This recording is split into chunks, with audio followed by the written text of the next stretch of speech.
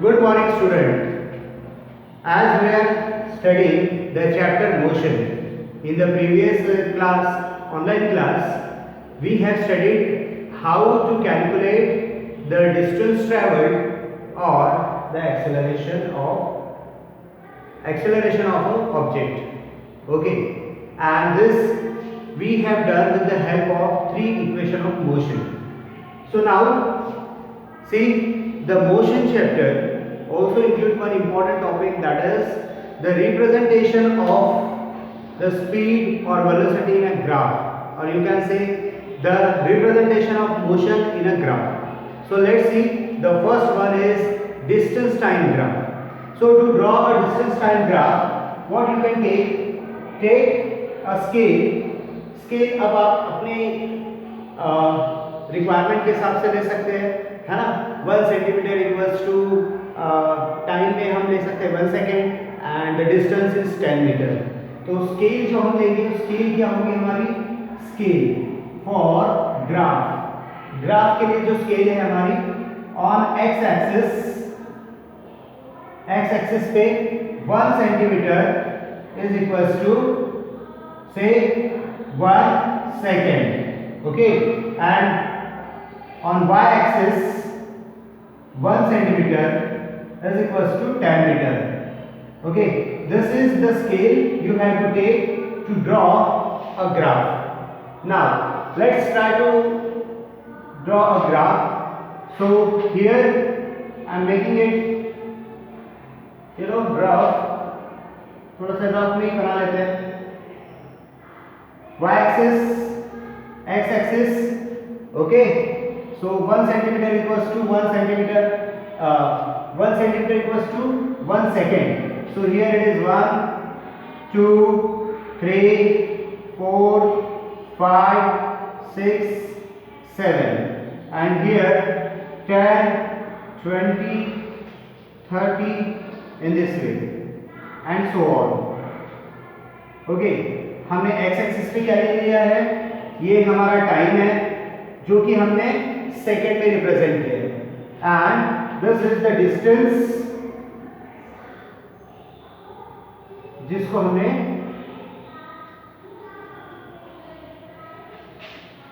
Metre में किया है। ठीक है, तो आपको देखो क्लियर दिखेगा कि मैं थोड़ा सा फ्रेम से बाहर चले गया था। So here distance and time. Now the data is given to you. अब डेटा कैसे गिवन होगा, सबसे पहले यहाँ पर जैसे दिया है कि डिस्टेंस कितना ट्रैवल किया, ओके, इन ए गिवन टाइम। ठीक, तो से example the data is like this. 4 points ले लेते हैं कि फर्स्ट सेकंड में 10 मीटर, सेकंड में 20 metre, third 30 metre, fourth 40 metre. The distance is in metre and time is in second. ये आपके पास एक डेटा दिया है। So now let's try to make और टू प्लॉट अ ग्राफ। एक ग्राफ आपको प्लॉट करना है, ठीक है, using the given data. So here for 1 second 10, यहाँ पर एक पॉइंट आएगा, फिर 2 के लिए 20, सो हियर 20, 3 के लिए 30, here 30, 4 40, here 40. Now when you draw a line, it is a straight line,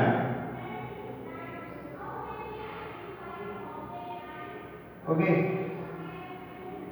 it is a straight line. देखो हमने क्या किया, जो हमारे पास गिवन डेटा था, है ना, उस गिवन डेटा के हिसाब से पॉइंट लिए, प्लॉट किया।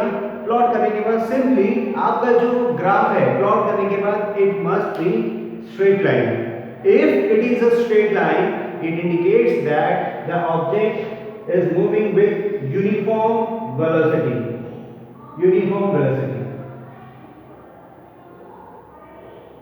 Okay, uniform velocity. लेकिन यूनिफॉर्म वेलोसिटी का जब वो इक्वल इंटरवल ऑफ टाइम में इक्वल डिस्टेंस कवर कर रहा है। अगर आप यहाँ पर भी कैलकुलेट करें distance upon time, 1/10 is 0.1, 2/20 again 0.1, 3/30 0.1, and 4/14 0.1। It means यहाँ पर सभी जगह पे जो इसकी वेलोसिटी है वो 0.1 मीटर पर सेकेंड है ना। तो ऐसे वक्त जो आपका ग्राफ आएगा वो कैसे आएगा, straight line. So straight line indicates that it's a uniform motion. अब इसके जस्ट अपोजिट कि अगर नॉन यूनिफॉर्म मोशन है तो नॉन यूनिफॉर्म मोशन के वक्त ये जो ग्राफ है वो स्ट्रेट लाइन ना होते हुए वो कैसे होगा, कर्व लाइन। तो कर्व लाइन अब may be that curved line may be like this। ये ऐसी भी हो सकती है, yes, curved line। So curved line shows that the motion is non-uniform motion। ये रिप्रेजेंट करता है non-uniform motion। Straight line uniform करेगा, स्ट्रेट लाइन इंडिकेट करेगा आपके यूनिफॉर्म मोशन को। अब एक क्वेश्चन ये है कि अगर straight line uniform motion represent करता है तो अगर मेरे पास ये दूसरा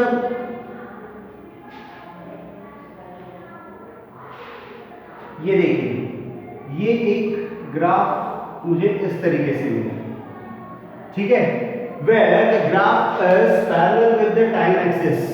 टाइम एक्सिस से कैसा है, पैरेलल है, ठीक है, टाइम एक्सिस से पैरेलल है। इट मींस यहां पर देखिए 30 फर्स्ट सेकंड में भी 30 मीटर जो भी डिस्टेंस है, सेकंड में भी 30, 3 में भी 30, 4 में भी 30, सभी इसमें 30। It means that the graph is parallel with the x axis. Okay, so in this graph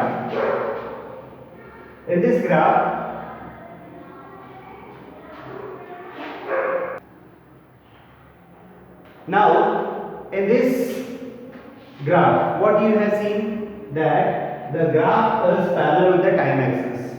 if the line or you can say the graph is parallel with the time axis it represents that object is at rest,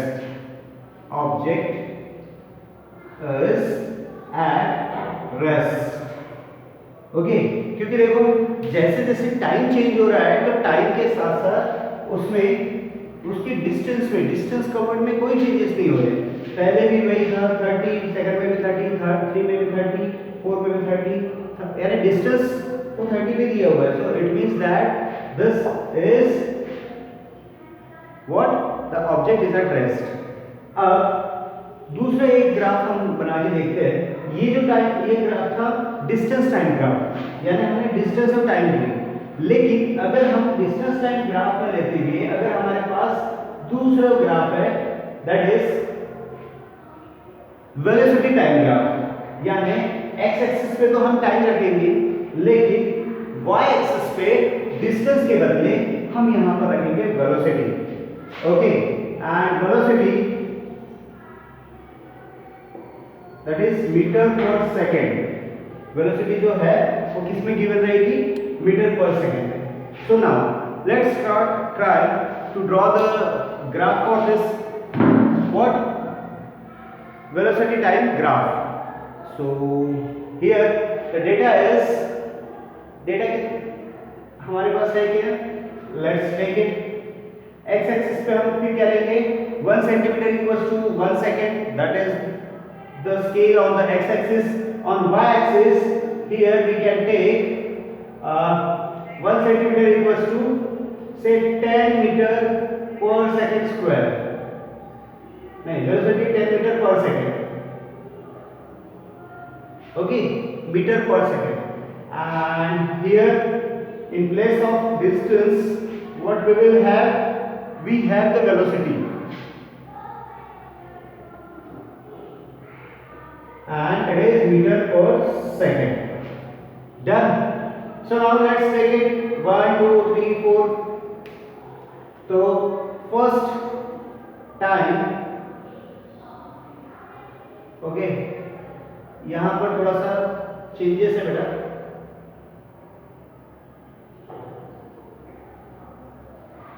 okay time और x axis में थोड़े से changes है। Velocity first second में velocity है your 15 metre per second. Then second में 30 metre per second, third second में that is 45 and fourth में 60.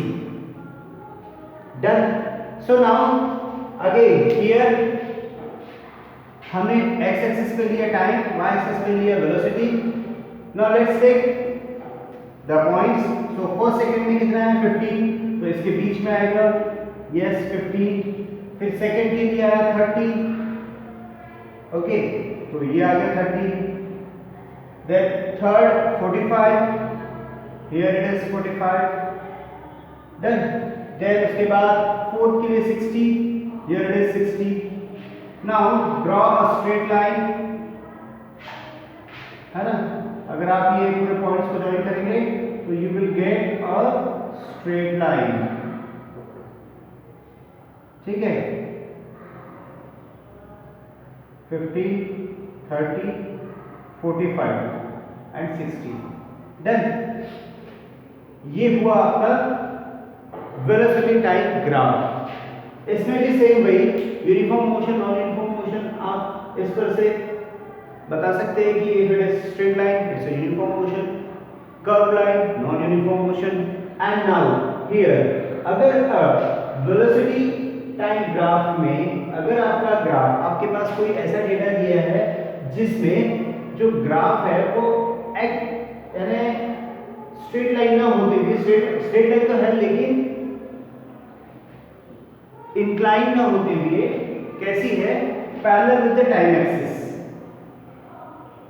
अब देखो डिस्टेंस टाइम ग्राफ में, डिस्टेंस टाइम ग्राफ यहां पे मैं लिख देता हूं, डिस्टेंस टाइम ग्राफ में अगर ये इस तरीके से डिस्टेंस टाइम ग्राफ था उस समय हमने जो लिया था, तो उस समय क्या पता चला था, object is at rest, object at rest. Done, जब डिस्टेंस टाइम ग्राफ था। अब जब हमारा वेलोसिटी टाइम ग्राफ है, वेलोसिटी टाइम ग्राफ है, तो अब ऑब्जेक्ट रेस्ट पे नहीं हो सकता। यहां पर उसका कहना क्या है कि फर्स्ट सेकंड में वेलोसिटी उसकी 30 थी, सेकंड में भी 30, थर्ड में भी 30, फोर्थ में भी 30, फिफ्थ में 50। तो object is not at rest but the acceleration is 0। It means that the object is moving with uniform velocity, uniform velocity के साथ और सेम वेलोसिटी के साथ, कांस्टेंट वेलोसिटी के साथ। इसलिए यहाँ पर एक्सेलरेशन कुछ भी नहीं है, ठीक है ना। एक्सेलरेशन न होने की वजह से ये जो ग्राफ आया here, okay, parallel with the time axis, it is parallel. तो अब आपको ये समझ में आना चाहिए, here acceleration is 0, constant velocity means acceleration is 0 metre per second. तो देखो ये जो पैरेलल लाइन है इसका इंडिकेशन अलग अलग है।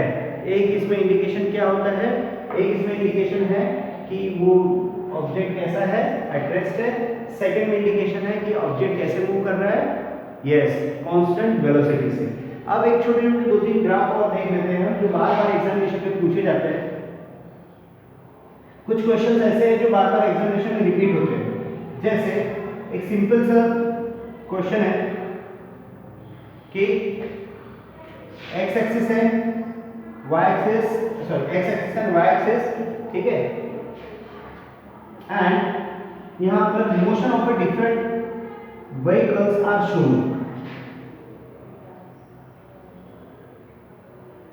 Okay, the here time and here distance,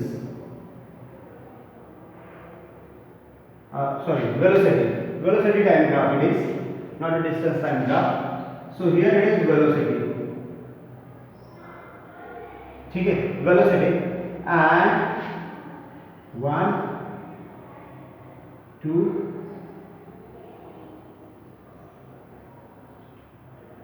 3. Here it is given A, B, C. The velocity time graph of the 3 vehicles are shown here. This is the graph of A vehicle, B vehicle and C vehicle. Okay. So at the point where they intersect here, at that point all the three vehicles are having the constant velocity.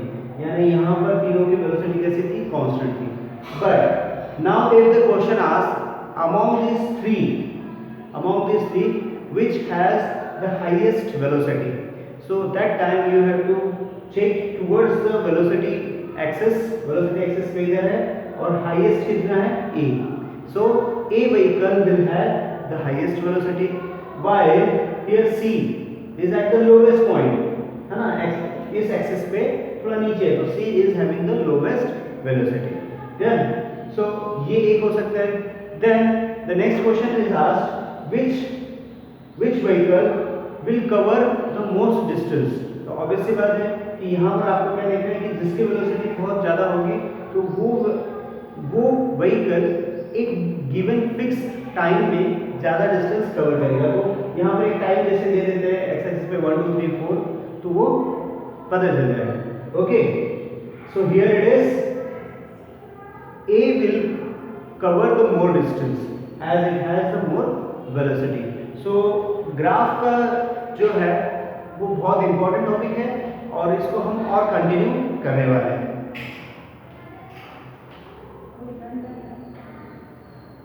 Okay, so dear students, we'll take some more questions and more basic concept of the graph in the next class. Till then,